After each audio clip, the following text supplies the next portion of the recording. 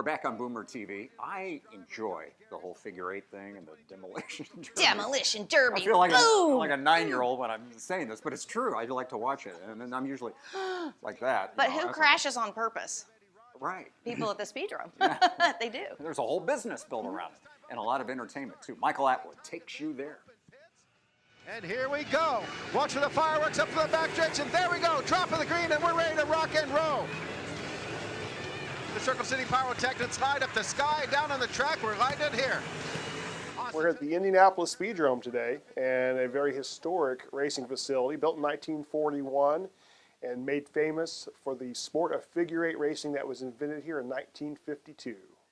Invented here at the Speedrome? Invented here. The first figure eight race held in the world was held here in 1952. We had a gentleman come here the other day, said he was 9 years old. He was here at the very first figure eight race. That is amazing. Tell me a little bit about, I guess, the genesis of that.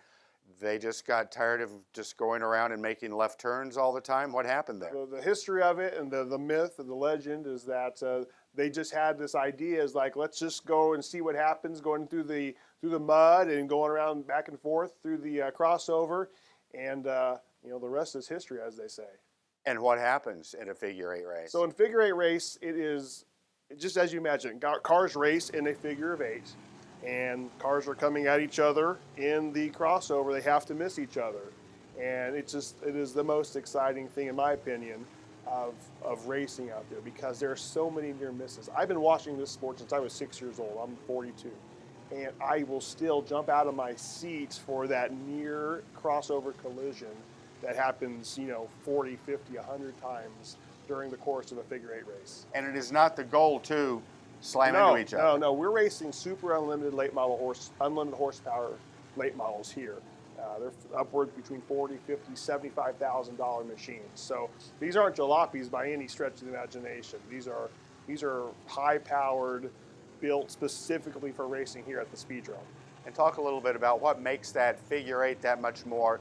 It gives it that special excitement. Oh, you can just imagine, you know, thinking about how many times that these guys who are part science, part artists, racing on the racetrack, where they have to gauge at certain points of the racetrack if that gap is going to be there when they come to the intersection, and then doing it around and doing it on the other direction.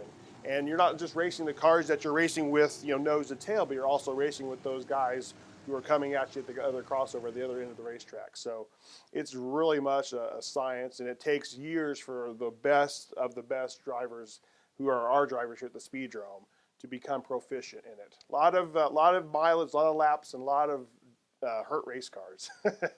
And I think there's a bigger and an older brother somewhere over in the Speedway area, and I wonder how the Speedrome is kind of like the little forgotten brother in some ways. Well, it's very interesting. I mean, without the short tracks and the grassroots racing, there would be no guys racing on that 2.5-mile oval. So, but many of the stars of yesteryear, AJ Foyt and Mario Andretti and Darrell Waltrip drove for my father here at the Speedrome. Tony Bettenhausen, Kenyon. I mean, just the names of the sports in the 50s and 60s.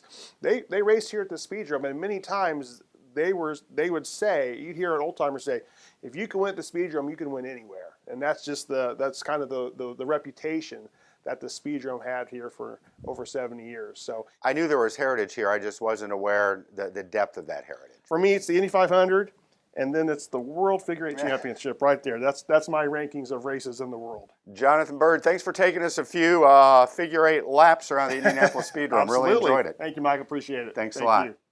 And for Boomer TV, I'm Michael Atwood.